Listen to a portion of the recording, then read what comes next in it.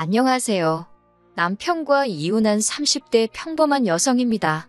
하지만 제가 남편과 이혼하게 된 이유는 결코 평범하지 않네요. 지금 이렇게 펜을 든 이유도 사실 생각할수록 어이없고 괘씸해서 남편이고 어머님이고 한번 개망신이라도 당하라고 하다못해 최소한 자기들이 얼마나 저질스러운 족속들인지 깨닫기라도 했으면 해서예요. 남편과는 사회생활을 하다가 알게 된 사이입니다. 누가 특별히 남녀 사이로 소개를 해준 건 아니고 건너 알게 되었다가 자연스럽게 가까워졌다고 해야 할까요? 그렇게 대략 4, 5년을 알고 지내다가 우연한 기회로 연인 사이까지 발전했네요. 이후로 2년간 연애를 하곤 결혼까지 하게 되었지요. 사실 저는 매사에 좀 심드렁한 편이에요. 원래는 이 정도까지는 아니었는데 어머니를 잃고 나서 성격이 바뀌었어요. 아버지는 제가 아주 어렸을 때 진작에 돌아가셨고요. 사고로 돌아가신 아버지에 대한 기억은 사실 거의 없습니다. 얼굴도 기억나지 않는 아버지다 보니 그리워할 것도 없었고요. 그래도 어머니가 넘치는 사랑을 주셔서 기죽지 않고 자랄 수 있었네요. 하지만 그런 어머니께서도 제가 대학에 들어가고 얼마 지나지 않아 세상을 떠나셨어요. 아마 아버지의 빈자리까지 채워주시려고 남들 하는 고생을 2배, 3배로 하셨던 탓이었겠지요. 그리고 그날은 유난히 화창한 날이었는데 어머니 얼굴색은 그렇지 못했습니다. 저는 어머니의 평소보다 훨씬 피곤해 보이는 모습에 걱정이 되어 병원에 가보시라 했지요. 사실 저희 어머니가 당신 건강에 있어서는 자부심도 엄청나셨고 고집도 한 고집 하셨거든요. 그런데 그때는 당신도 뭔가 이상하다 느끼셨는지 제 이야기를 듣곤 바로 병원에 가시대요. 그리고 며칠 뒤 어머님께선 유방암 말기 진단을 받으셨습니다. 손쓰기도 힘들 만큼 이미 여기저기 전이까지 되었다고요. 그리고 이후로 한 달도 못 버티고 세상을 떠나셨어요. 갑자기 생각지도 못한 상황이 눈앞에 닥치니까 하늘이 무너진 것처럼 슬프고 괴롭고 그런 어머니의 상태를 진작에 알아채지 못한 제 자신이 너무 원망스럽대요. 게다가 이제 어디서 뭐부터 시작해야 할지도 모르겠더군요. 저희 어머니는 3남 2녀 중 맞으셨는데 맞이이자 딸이라는 이유로 큰 희생을 강요당하셨습니다. 고등학교도 마치지 못하고 혼자 서울로 올라와 온갖 고생을 하며 돈을 버셔야 했는데 그 돈은 고스란히 삼촌들의 학비로 들어갔지요. 그러다 저희 아버지를 만나 간신히 가정을 이루셨던 건데 아버지는 하루아침에 세상을 떠나셨으니 저희 어머니 팔자도 참으로 박복하네요. 그렇게 고생만 하다 가신 어머니의 장례를 어떻게 치러드려야 할지 솔직히 이제 막 20살이 된 제가 알면 뭘 얼마나 알았겠어요. 그런데 정말 야속하게도 삼촌들은 누구 하나 먼저 나서주질 않대요. 소위 먹고 살만한 사람들이었는데 말이에요. 그런데 그때 유일하게 저에게 손 내밀어준 사람이 있었으니 그건 바로 이모였어요. 착하고 순에 빠진 어머니와 달리 자기는 언니처럼은 안 산다며 미국 남자를 만나 미국으로 떠났던 이모요. 이모랑 저희 어머니의 사이는 저도 정확히 뭐라고 표현해야 할지 모르겠네요. 애증이라고 해야 하나? 거기다 지금이야 한국이든 미국이든 뭐 세계 어디에 있건 연락하기가 쉽지만 그때는 그런 상황이 아니었거든요. 그렇다고 돈이 많아서 뭐 내킬 때마다 오갈 수 있는 것도 아니었고 그런데 이모에게 어렵게 어머니의 사망 소식을 알리니 한달음에 한국으로 와주었습니다. 그리고는 이모도 한국을 떠나 있은 지 오래라 많은 것이 낯설었을 텐데도 선뜻 저를 대신해 많은 것들을 처리해 주었어요.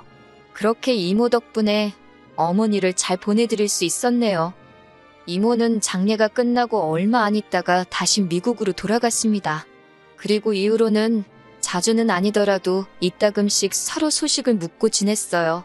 이모가 자세히 말한 적은 없지만 느낌상 이모도 사는 게 편치 않다는 것 정도는 알 수 있었지요. 한편 저는 대학을 중퇴하고 곧바로 취업 전선에 뛰어들었습니다. 그리고 다행히 운 좋게 꽤 괜찮은 중소기업에 들어갔어요. 거기서 남편도 만난 거고요. 남편에게는 연애를 시작하고 얼마 지나지 않아 진작에 제 가족관계라던가 소위 약점이 될 만한 건 다 까놓고 말했습니다. 앞서 언급했다시피 매사에 심드렁해지다 보니 싫다는 사람 나도 싫고 간다는 사람 나도 안 잡는다는 식으로 성격도 변해 있었거든요. 그런데 다행이라고 해야 할지 제 이야기를 들은 남편이 저더러 힘들었겠다며 이제 자기가 저에게 힘이 되어주고 싶답니다.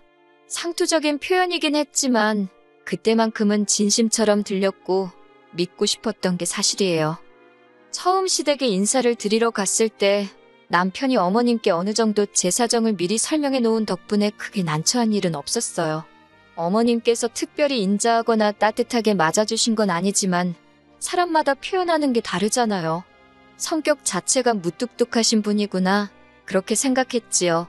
그리고 이것도 다행이라고 해야 할지 재산이라고 하기도 뭐하지만 제 경제적 사정이나 남편 사정이나 별반 차이가 없었어요. 어머님 아버님은 집 한 채 갖고 계신 거랑 최소한의 노후 준비만 되어 있는 상황이라 달리 저희에게 도움을 주실 여유가 없으셨고요. 그래서 자의반타의반으로 반반 결혼을 하게 되었는데 솔직히 이 정도면 제가 많이 처지는 결혼이란 생각이 들진 않았지요. 그런데 이것도 지금에서야 돌이켜 생각해보니 제 착각이었던 모양입니다. 그 일이 있기 전까지 짧다면 짧고 길다면 길었던 제 결혼 생활을 돌이켜보자면 솔직히 녹록지만은 않았어요. 나중에 애라도 태어나면 어머님이 봐주신다 하시니 그렇다고 제가 달리 맡길 친정이 있는 것도 아니고 시댁 근처에 집을 얻으라는데 싫다 할 만한 명분이 없었습니다. 어차피 신혼은 1년만 즐기고 아이를 가질 계획이기도 했으니 좋은 게 좋은 거다 생각하고 시댁 근처에 신혼집을 구했지요. 그런데 이후로 어머님께선 걸핏하면 아버님과 다투셨다던가 당신 집은 물건이 많아서 답답하다는 핑계를 대시며 저희 집을 찾아오셨어요.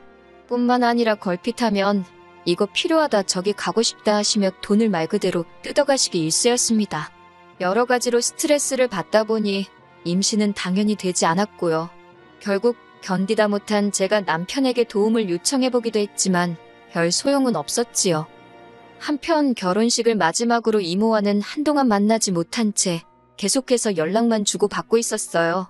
다만 이모가 신경 쓸까 걱정되기도 하고 잘 지내는 모습만 보여주고 싶어서 시댁 근처에 살면서 받는 스트레스라던가 남편의 무신경함 같은 이야기는 꺼내지 않았네요. 그러다 지난해 봄 이모의 건강이 매우 나빠졌다는 사실을 알게 되었습니다.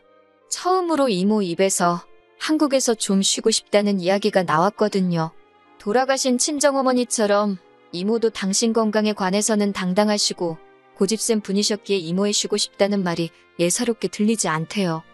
그리고 불길한 예감은 빗나가지 않았습니다. 한국으로 들어온 이모의 건강 상태는 말도 못하게 악화되어 있었어요. 의사 말이 먹는 것도 꽤나 부실했던 것 같다며 간신히 영양실조만 면한 상태라나요. 저는 그런 이모를 저희 집으로 모셨습니다. 저를 좋게 봐준 상사 덕분에 대부분의 업무도 집에서 처리할 수 있게 되었고요.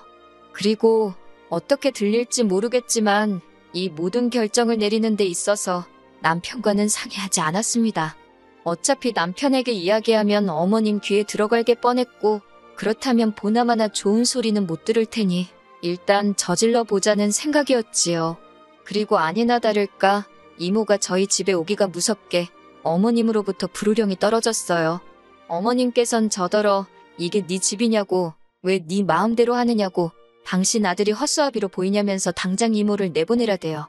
그 말을 듣는데 순간 울분이 치솟아서 그럼 뭐 저는 어머님 눈에 허수아비라서 그렇게 시도 때도 없이 드나드신 건가요?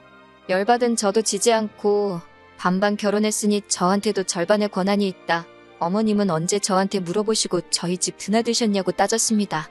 그때 처음으로 어머님께 할 말은 했던 것 같아요. 아픈 이모긴 했어도 내 가족이 와있다 생각하니 솔직히 기가 좀 사른 것도 있었지요. 어머님도 처음 보는 제 모습에 당황하셨는지 화가 한풀 꺾인 눈치였네요. 그렇다고 뭐 구박을 그만두신 건 아닙니다. 이후로도 피동피동 살이 오른 제 남편을 앞에 보면서 제가 이모한테 신경 쓰느라 남편한테 소홀해서 얼굴이 반쪽이 됐다는 소리를 아무렇지 않게 하시는 분이셨거든요. 한편 그렇게 이모와 함께 산 지 석 달이 좀 지났을 때였어요. 이모가 저한테 할 말이 있다는데 정말 얼굴이 하얗게 질려서는 말도 못하게 상태가 안 좋더라고요. 119에 연락을 하고 5분인지 10분인지 짧았지만 저에겐 연것 같던 시간을 기다리는데 이모가 저더러 혹시 당신이 잘못되면 당신 여행 가방에 노란 주머니가 있다고 꼭 저더러 그걸 챙기랍니다. 저는 그런 이모가 너무 야속해서 왜 그런 소리를 하느냐고 성질을 냈지요. 이모는 바로 중환자실로 옮겨졌고 의사 말로는 전반적으로 다 안 좋아서 어디부터 손을 써야 할지도 모르겠답니다. 마음의 준비를 하라는 의사의 말에 심장이 터질 것 같더라고요. 그래도 이제는 더 이상 20살에 아무것도 모르던 울보가 아니었으니 굳게 마음을 먹고 어떻게 이모를 잘 보내드릴 수 있을지 하나씩 준비를 시작했습니다. 그렇게 이모가 중환자실에 들어가 있은 지 일주일쯤 되던 날이었어요. 이때 저는 거의 집에는 들리지 않고 병원에서 숙식을 해결하는 정도였는데 이게 당연히 저희 어머님 눈에는 곱게 보일 리가 없었겠지요. 하지만 저도 할 말은 있습니다. 이모는 저에게 유일한 친정 식구였고 그 사실을 남편은 물론이고 어머님 아버님도 잘 알고 계셨어요. 그런데 셋 중 그 누구도 이모님 건강이 어떤지 상태는 호전되고 있는지 묻는 사람이 없었거든요. 그러니 저라고 그 와중에 집안일이며 살림이 뭐 신경 쓰이기나 했겠어요? 어머님 기분도 제 알 바가 아니었고요. 정말이지 그때 저 결혼 생활에 엄청난 회의감을 느끼고 있었네요. 그런 와중에 찾아오신 어머님은 서운하게 듣지 말라며 저한테 따끔하게 할 말이 있답니다. 그래놓고 하신다는 소리가 이모 장례는 어떻게 할 거냐고 그래요. 그래서 저는 뭐 숨기고 말고 할 것도 없이 솔직히 말했습니다. 남들보다 더 좋게는 못 해드리더라도 남들 하는 만큼은 해서 보내드릴 생각이라고요. 그랬더니 어머님이 그게 돈이 얼마가 드는 줄 알고 하는 소리냐입니다. 순간 제 귀를 의심했어요. 이 와중에 돈이라니 무슨 말씀이 하고 싶은 건가 싶어서요. 그리고 어머님은 계속해서 말을 이어가셨습니다. 저희 이모 장례식 치러주면 뭐 올 사람이나 있냐입니다. 와서 부의금 낼 사람이 몇이나 되냐고요. 장례는 원래 들어오는 부의금으로 치르는 건데 올 사람도 없는데 어쩌려고 그러냐면서 그러면서 하는 말이 그냥 화장이나 하고 간단하게 정리하랍니다. 사람이라면 저런 소리를 저렇게 거리낌 없이 할 수가 있나?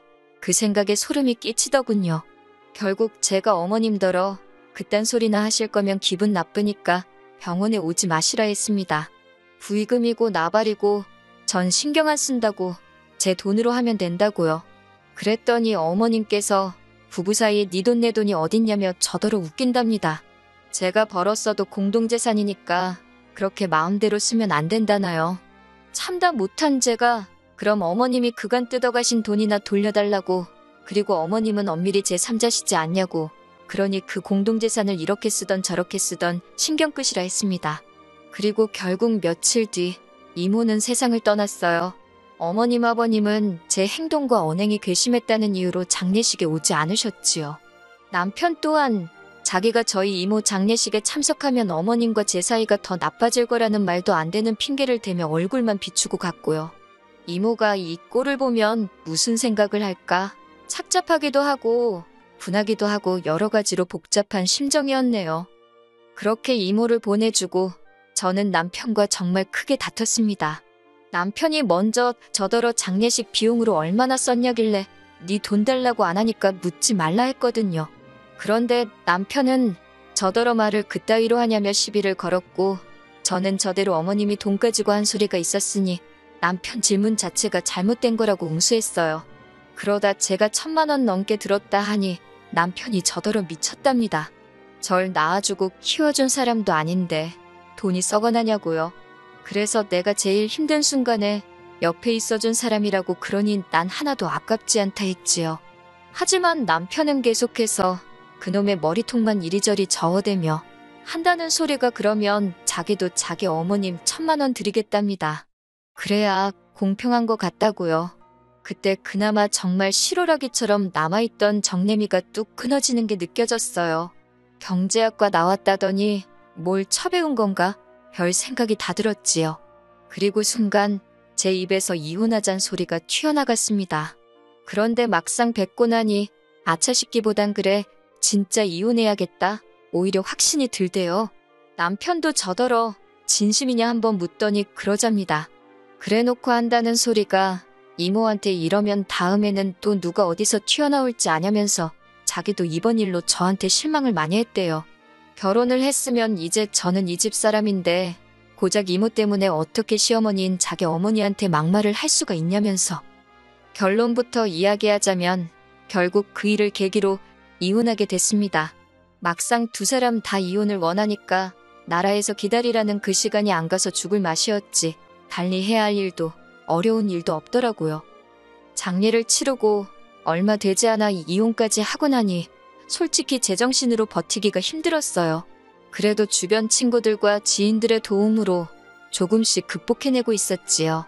그러다 지난달에 미루고 미루던 이모의 유품 정리를 했어요. 그리고 거기서 이모가 말했던 노란색 주머니를 발견하곤 저는 정말 기절하는 줄 알았습니다. 그 안에는 샛노란 금덩어리가 여러 개 들어있었거든요. 어떤 건 열쇠 모양을 하고 있고 아주 작지만 두꺼비 모양도 있었고 게다가 제법 알이 큰 다이아가 박힌 보석들도 여러 개 있더군요. 하지만 그것들 사이로 더 눈에 띄는 것이 있었으니 그건 바로 이모의 글씨체가 적힌 메모 한 장이었습니다. 이모는 진작부터 가까이서 저를 보살펴주지 못해서 미안하다며 그런데도 이렇게 제가 당신을 챙겨줘서 고마울 뿐이라 했습니다. 그리고 덧붙이기를 얼마 되지 않겠지만 이모가 알뜰살뜰 모은 재산이라고 언젠가 저에게 도움이 되면 좋겠다는 사실 더 구구절절한데 그러면 제 사연을 못 끝낼 것 같네요. 에휴. 아무튼 금은방에 가서 물어보니 금은방 주인분도 꽤나 놀란 표정으로 금만 내도 몇 천만 원치는 될 거랍니다. 이모가 남긴 것들은 팔지 않을 거예요. 사실 친정어머니는 그 흔한 귀걸이 한쪽도 남기고 가신 게 없어서 그게 저에겐 늘 한이었거든요. 그래서 이모가 남겨준 선물은 저에겐 무엇과도 바꿀 수 없는 의미가 있지요. 살다가 힘든 순간순간 이렇게 나를 생각해주는 사람이 있었다는 그 사실이 그리워질 때 한 번씩 들여다볼까 해요. 그리고 사람이 마음을 곱게 써야 한다는 말이 참으로 맞는 말입니다. 아버님이 얼마 전 중풍으로 쓰러지셨다대요. 중풍 때문에 돌아가시고 그러진 않겠지만 전 왠지 어머님의 업보로 아버님이 벌을 받는 것 같단 생각이 들어서 하긴 부의금 들어올 곳이 많으실 테니 걱정은 없으시겠네요.